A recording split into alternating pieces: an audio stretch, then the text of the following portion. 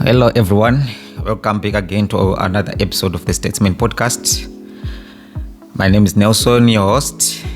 So today, we are going to talk about Nelson Chamisa.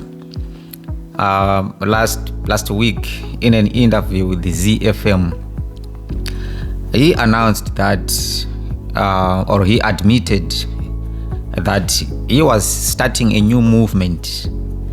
And I must say, many people were expecting a political party from Nelson Chamisa, but it seems that's not how he is coming back into politics.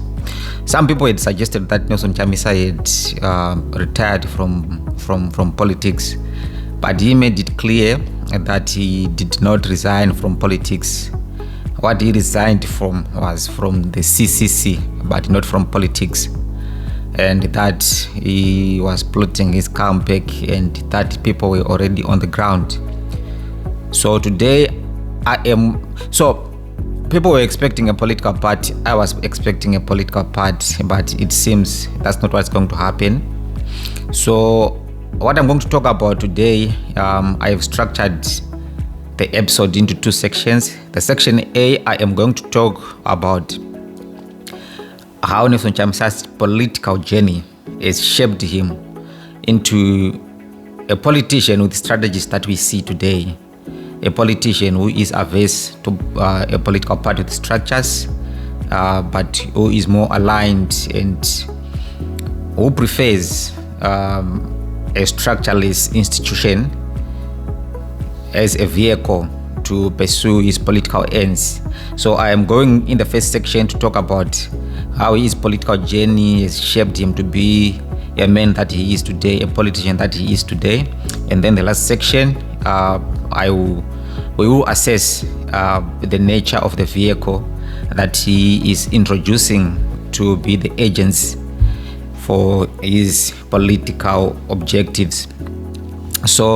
But before we dive in, I would like to thank each and everyone who has subscribed to the channel. We have managed to hit the 1,000 mark, which was very important for us and for the channel. And to those who are here for the first time, I would like to encourage you to just hit the subscribe button and share so that the channel grow. Now we are targeting the 2,000 subscribers mark. So please do subscribe and help the channel grow. Alright, so Nelson Chamisa's current political posture is marked by caution, aversion to rigid party structures, and a very strong preference for grassroots mobilization. That can be understood to be a product of both personal experiences and a broader political dynamics in Zimbabwe. So I am going to use a holistic approach in my analysis on how each phase of the journey evolved Chamisa to a man with the strategies that we see today.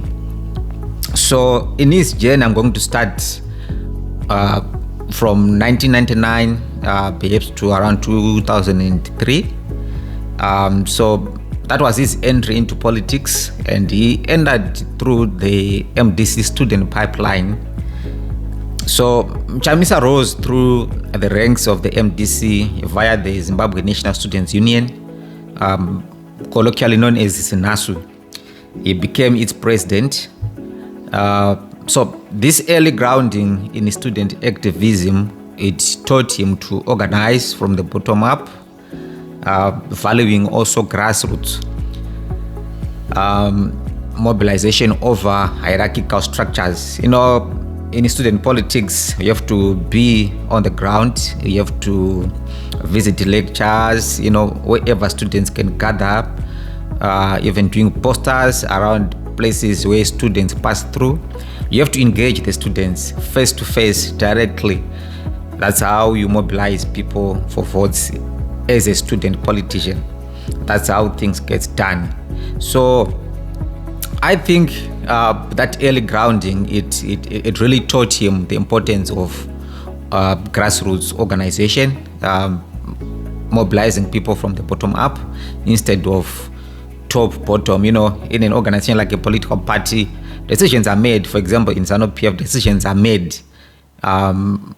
The highest decision-making body, which is the Congress, but then in between Congress is the Central Committee, and on the day-to-day running, it's the Politburo. So those organizations or those committees, those structures are the ones who make decisions, and then they will cascade those decisions to structures. In politics, you call it blueprint, form of decision making. So that is the first. And then secondly, we go to 2007. So in 2007, Chamisa was brutally assaulted by state agents at Harare International Airport. He was going to a Pan-African Parliament meeting that was in 2007. So this came amid a broader crackdown on the MDC's attempts to stage protests against Mugabe's regime. So this resulted in Chamisa having physical trauma that he experienced firsthand, and this likely instilled a lasting awareness of the violent consequences of confrontational politics. Since then, Chamisa has often avoided organizing large-scale street protests, preferring symbolic resistance or spiritual narratives over direct confrontation. And then come 2013 to 2018, so during Morgan Tsvangirai's illness, factionalism in the opposition movement, they intensified. In the opposition party, they intensified. Chamisa, Elias Mudzuri, and Thokozani Kupe each claimed leadership legitimacy. Chamisa was eventually declared interim leader after Tsvangirai's death in 2008. And the impact of this is that the chaos and legal wrangling over succession showed Chamisa how dangerous internal party structures can become when exploited. And then we go to the election of 2018 and the violence that proceeded from there. So in 2018, Chamisa narrowly lost the election, the presidential election, to Emmerson Mnangagwa, and this was under highly controversial conditions. So protests erupted in Harare. The military responded with lethal force, killing at least 6 civilians. Chamisa, ZANU-PF and state media blamed Chamisa for inciting violence, even though he hadn't called for mass protests. And I can confirm this, that it was supporters who mobilized themselves to do this. I was in Harare during this time, during this period. I remember I was working with some professors from the United States who needed help with some research. So I was working in the Midlands during that period, but during that time I had to be in Harare to meet these people that I had an appointment with, but I also needed to vote because I was registered in Harare at that time. So on the 1st of August, I was in a group it was of this NGO, which was more sympathetic to opposition. So I had trained some of their members for election observation. So I was in Harare during this time, and in that group, a message was sent by someone to say, "Can we go and meet at Harvest House?" And then someone sent me a message also to my inbox, but I was busy because I had been away from Harare for some time now, and I was meeting friends and stuff like that, and I also needed to do some things during that day. So after I had lunch with some former workmates in Harare, we went outside and we had dined in a restaurant that was in, I think it's Robert Mugabe. So as we were standing at corner Robert Mugabe and Julius Nyerere, we just saw some youth protesting. And that was the moment, because I have never participated in a demonstration. So when those people came past us, I said to my former workmates that I was dining with, and I said, "Guys, I have never participated in a demonstration, And this seems a little bit over the top, so I am going to leave immediately. And I had a young brother who was working for High Life Foundation. So I told him, try and avoid the CBD. We were staying in Westgate. So try and avoid the CBD. There was no need for him actually, because unless he had an errand. So I just said, don't come to the CBD. And then we met home, and then what happened. And everyone, I think by now, everyone knows what happened. People were shot, 6 civilians lost their lives. ZANU-PF and the state media, they blamed Chamisa, as I have said, for the violence, but in actual fact, Chamisa never mobilized anyone. It never called for protests. Supporters of the opposition, they just felt a need to do that. And Chamisa really castigated them after that, to say, I think the word that he used was, it was stupid of anyone to do that, because the results themselves, they were still being announced, even though people could sense that, okay, defeat was coming here. So it was such a tragic day. So this deeply influenced his risk calculus. He became wary of street protests, knowing the state response with lethal force. But despite this legal challenge to the election results, Chamisa did not mobilize for the protests. He saw firsthand how the state uses violence to punish dissent, and possibly concluded that public protests would only hurt his base, while the ZANU-PF base remains untouched. So we come again to 2019 to 2022, where attacks on MDC alliance, and where we saw the Supreme Court ruling. So the Supreme Court ruled that Chamisa's rise in the MDC was illegitimate, ending control of the party and its funds to Douglas Mwanzora. So Chamisa lost the headquarters, he lost finances, and MPs also, they start, and he lost MPs also through state backing of Chamisa's rivals, notably Douglas Mwanzora. So this was a textbook lesson on how formal structures, constitutions, congresses can be turned against you with the help of the state. Now, this might have convinced Chamisa that traditional party structures are liabilities in Zimbabwe's repressive environment. He doubled down on informal structure like organizing, culminating in the surprise launch of the Citizens Coalition for Change in 2022 with minimum internal bureaucracy. Then we come to 2023, and after the general elections, which were widely seen as flawed, Chamisa's CCC, Citizen Coalition for Change, suffered internal turmoil. Figures like Sengezo Chavangu, who were, I didn't know Sengezo Chavangu. I only knew him when he came out in 2023 and alleging that he is the Secretary General of the party. I never knew Sengezo before that. Maybe it's because I haven't really been a member of opposition parties like that. So Sengezo Chawangu record MPs using legal loopholes, which were rubber stamped by the courts and parliament. So Chamisa was outmaneuvered via legal warfare, which exploited CC's lack of formal structures, CCC's lack of formal structures, which is kind of a bitter irony. The experiment actually showed the potential and pitfalls of unstructured politics.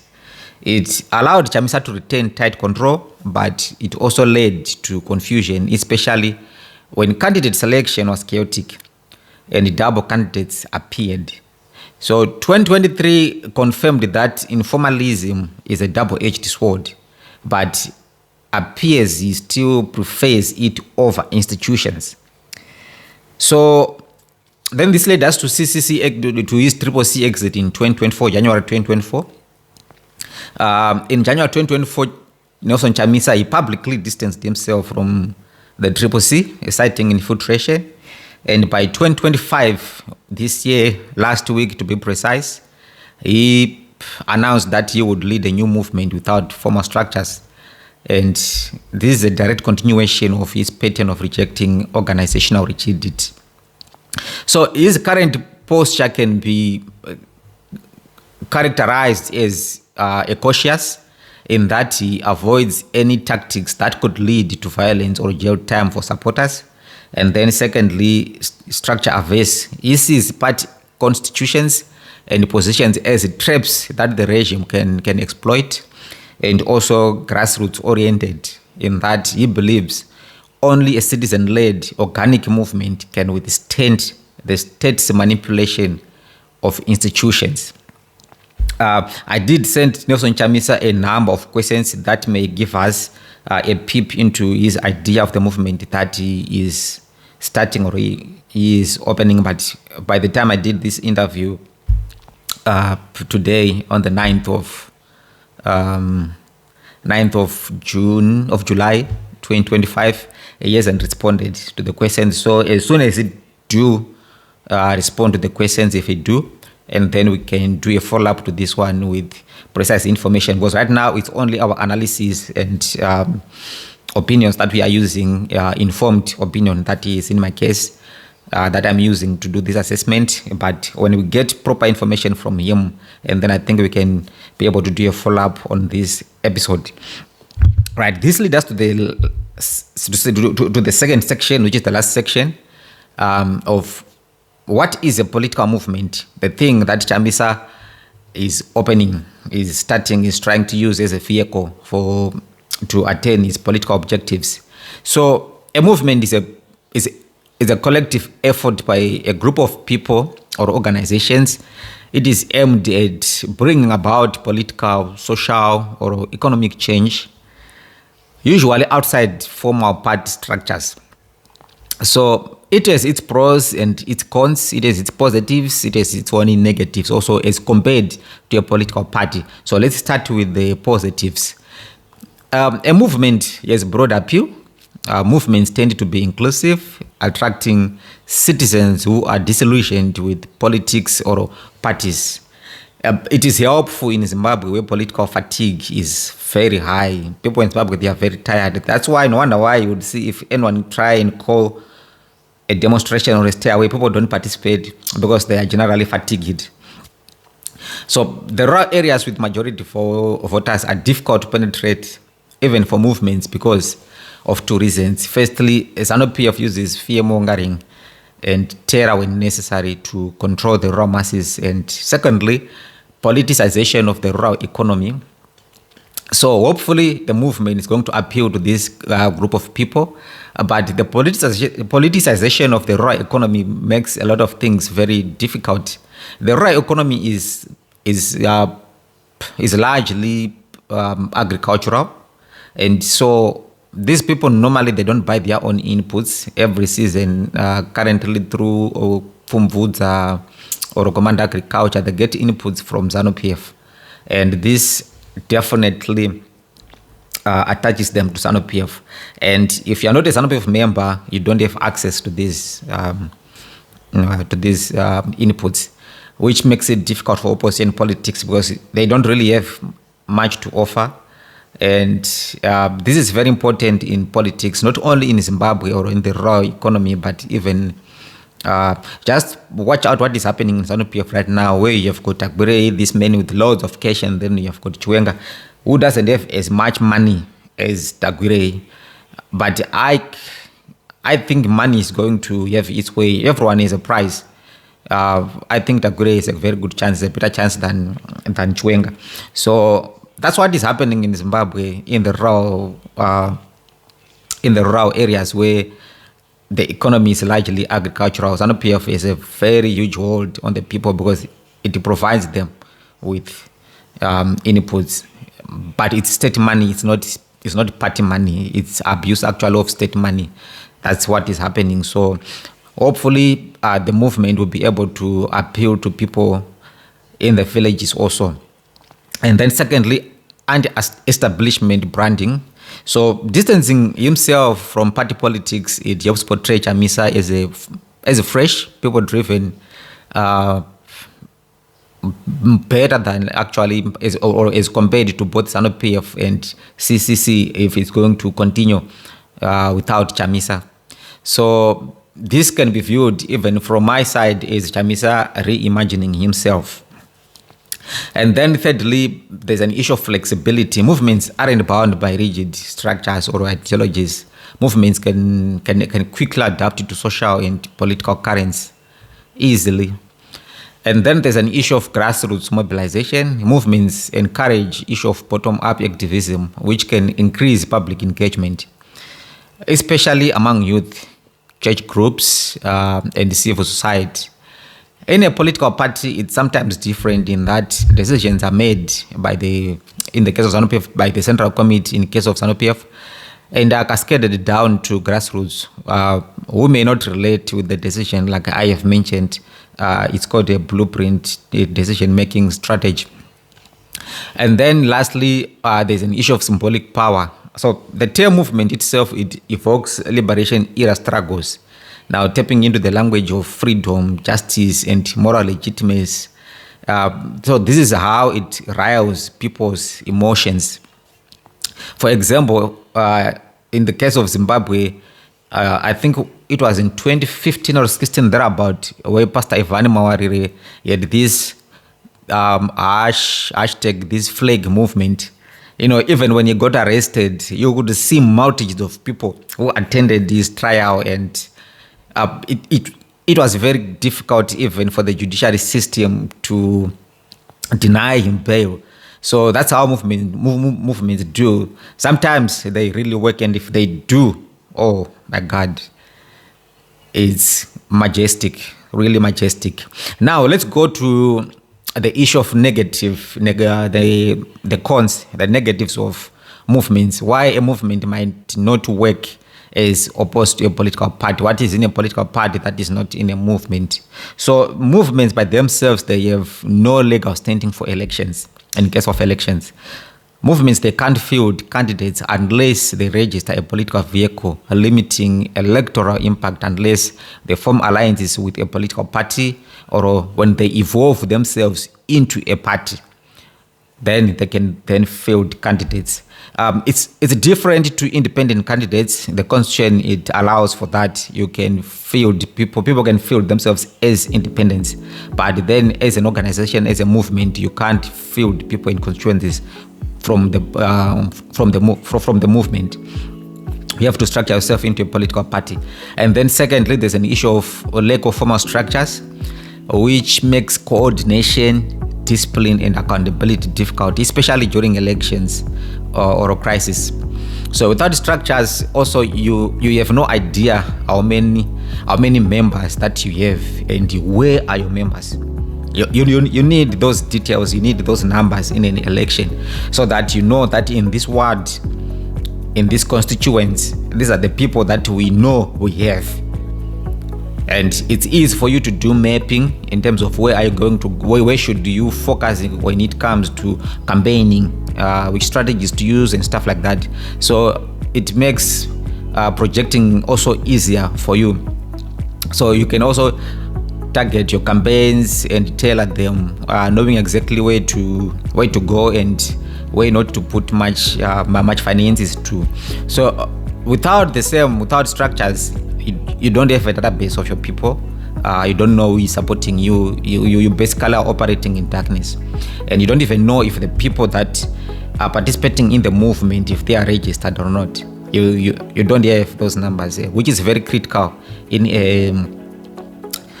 when you want to participate in an election. There is a Twitter account belonging to one Glenn Umpani. He did say some very critical, he posted a very critical analysis of this. So you can also check Glenn Umpani's profile on X. You can get more detail about this. So another issue is a movement is ambiguity of purpose. So without it doesn't have a clear program or institutional backbone, a movement can become vague or be co-opted by opportunistic elements. Now, so what will stop another Chabangu to rise up and claim leadership of the project, since there are no structures and there's no constitution. What will stop another Chavangu to come up again and claim that, oh, I am a Secretary General, I'm the Vice President? Because movements by themselves, by nature, they don't even have constitutions, which is a huge problem. And that's exactly what led to the rise of people like Chavangu. He just came and, did what he did. It's very sad. And then there's an issue of funding challenges when you are running a movement. In electoral politics, it's a well-known phenomenon that elections are won by money. Really, money win these things. Elections need money because it's an expensive exercise, a very expensive exercise. Just for instance, you are going to need posters. Very expensive to print. How many posters do you need to cover the whole country?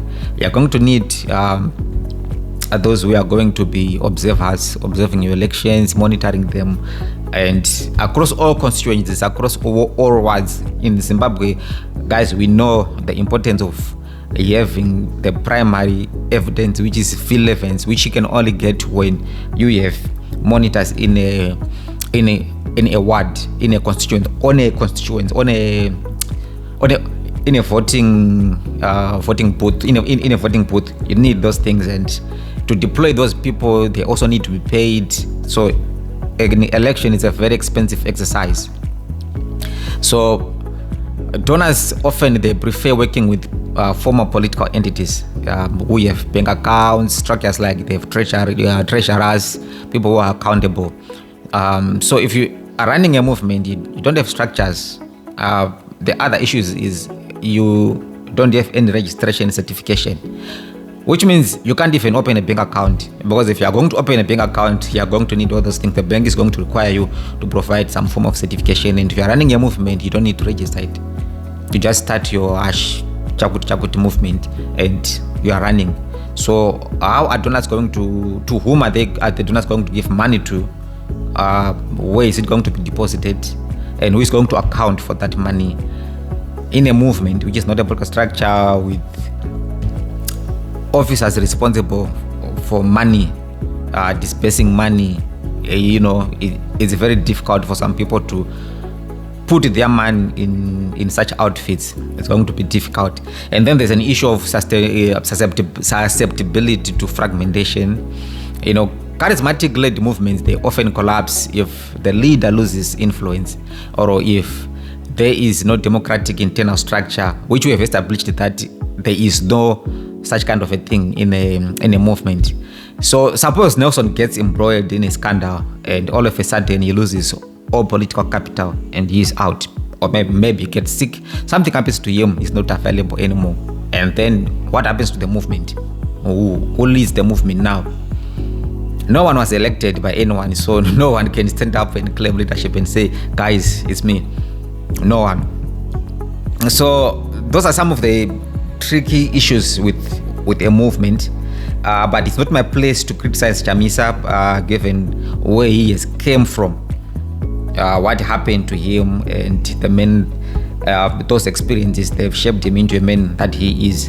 And we are also not sure what exactly he is trying to build up right now, until I get responses from him. I can't really be in a position to criticize him, to say, why did you do this? Because we don't even know the nature of the outfit that he is trying to set up. And I'm sure Chamisa is a reasonable man. Definitely, I hope he's going to do something that's going to work, and I'm sure he's learned lessons from what happened with the CC, with the Triple C. So in conclusion, I would say Chamisa's political style is not born of naivety or inexperience. It is an adaptive response to Zimbabwe's hostile political terrain. It's very hostile. He has learned through painful trial and error that structures can be captured, protests can lead to massacres, courts cannot be relied on, especially in Zimbabwe, and former parties are easy targets. So this has shaped his pivot towards informal, flexible, and decentralized organizing, now framed in religious and moral language to unify supporters without triggering repression. So guys, let me know what you think. What do you think has led to Chamisa to be a politician that he is, who is averse to a formally structured political party? If there's anything that I missed, please drop it in the comment section. I'll be waiting for you. And also, please, if this is your first time here and you haven't subscribed, please take this opportunity also just to hit the subscription button. We need to get 2,000, and thank you in advance for doing that. So thank you guys. See you next time. I hope you enjoyed the episode.